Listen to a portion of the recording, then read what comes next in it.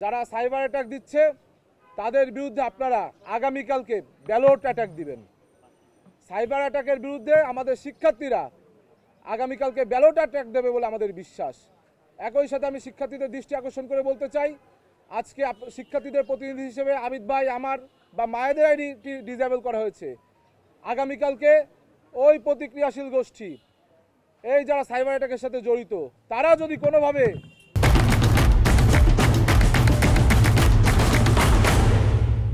By fault elected হয়, তাহলে ঢাকা বিশ্ববিদ্যালয়ের 40,000 শিক্ষার্থীর আইডি কিন্তু তারা ডিসেবল করে দিবে। আপনারা দেখেছেন পূর্বে রাষ্ট্রের পক্ষে দেশপ্রেমিকতার সাথে যারা কথা বলেছে তাদের গুম করা হতো, আর এখন যারা দেশপ্রেমিকতার পক্ষে কথা বলে, দেশের পক্ষে কথা বলে, তাদের সামাজিক যোগাযোগ মাধ্যমগুলো বিভিন্ন সাইবার অ্যাটাকের মাধ্যমে বন্ধ করে দেওয়া হচ্ছে। এই দুটোই কিন্তু সম অপরাধে অপরাধী, এবং এই প্র্যাকটিসটি, এই শিক্ষাটি যারা গত 17 বছর আওয়ামী ছাত্রলীগের সাথে মিলেমিশে একাকার ছিল, তাদের মাধ্যমে এখন চর্চা হচ্ছে বলে আমাদের বিশ্বাস। এখন আপনাদের মাঝে সার্বিক পরিস্থিতি নিয়ে আলোচনা করবেন। 56 থেকে 57 মিনিট পর আবারও একইভাবে আমার আইডি কেটে আপিল করে রেখেছি প্রমাণাদি দিয়ে। আমি জানি না আমি আইডিয়া নির্বাচন আগে পাবো। প্রিয় সাংবাদিক বন্ধুগণ, আমাদের আইডি দিয়ে আমরা আমাদের প্রচার কার্যক্রম চালিয়েছিলাম, প্রচুর পরিমাণে সেটা রিচও হচ্ছিল। আমরা আমাদের এই ক্ষুদ্র জীবনে ছোট থেকে আজ পর্যন্ত যে লেভেলে এসেছি, সে পর্যন্ত কোনোদিন কাউকে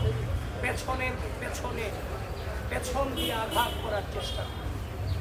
আমরা যোগ্যতার বিপরীতে যোগ্যতা দিয়ে লড়াই করার চেষ্টা করেছি, অপসংস্কৃতির বিরুদ্ধে সুস্থ সংস্কৃতি দিয়ে লড়াই করার চেষ্টা করেছি। আজ আমরা দেখতে পেলাম নির্বাচনের আগের দিন রাজনৈতিকভাবে মোকাবেলা করতে ব্যর্থ হয়ে আমাদেরকে সাইবার অ্যাটাক করে আমাদের আইডিগুলো ডিসেবল করে দেওয়া হচ্ছে।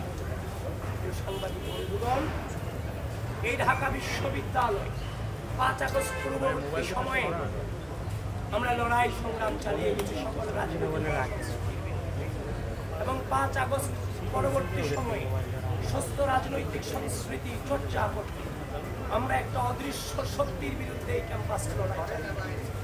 যারা শিক্ষার্থীদের মানবাধিকার বিশ্বাস করে, যারা শিক্ষার্থীদের মত প্রকাশকে ভয় পায়, প্রিয় ঢাকা বিশ্ববিদ্যালয়ের শিক্ষার্থীদের আমাদের পথচলা শুধুমাত্র কয়েক মাসের জন্য। 2016 সাল থেকে আজ অবধি পর্যন্ত আমাদের একটা দীর্ঘ পর্যায়ের মধ্য দিয়ে পরিস্থিতি মোকাবেলা করার মধ্য দিয়ে আজকের এই জায়গাটুকু দাঁড়িয়েছে। জীবনে কোনোদিন অন্যায়ের সাথে আপোষ করিনি, শিক্ষার্থীদের স্বার্থের প্রশ্নে আপোষ করিনি, বাংলাদেশের স্বাধীনতা সার্বভৌমত্বের প্রশ্নে আপোষ করিনি।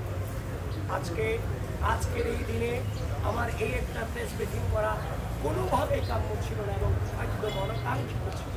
আগামীকাল নির্বাচন, আমার নির্বাচনী প্রক্রিয়া নিয়ে আমাদের ব্যস্ত থাকার কথা, কিন্তু ঢাকা বিশ্ববিদ্যালয়ের শিক্ষার্থীদেরকে বলতে চাই, যারা এই অন্যায় পথকে বেছে নিয়েছে, যারা এই প্রপাগান্ডাকে বেছে নিতে চায়, সাইবার বুলিং করে রাজনৈতিকভাবে মোকাবেলা করতে না পেরে সাইবার বুলিং করে মোকাবেলা করতে চায়, প্রিয় ঢাকা বিশ্ববিদ্যালয়ের শিক্ষার্থী, আপনারা আগামীকাল 9 সেপ্টেম্বর ব্যালটের মধ্য দিয়ে তার জবাব ইনশাআল্লাহ আপনারা দেবেন, সেটা আমরা বিশ্বাস।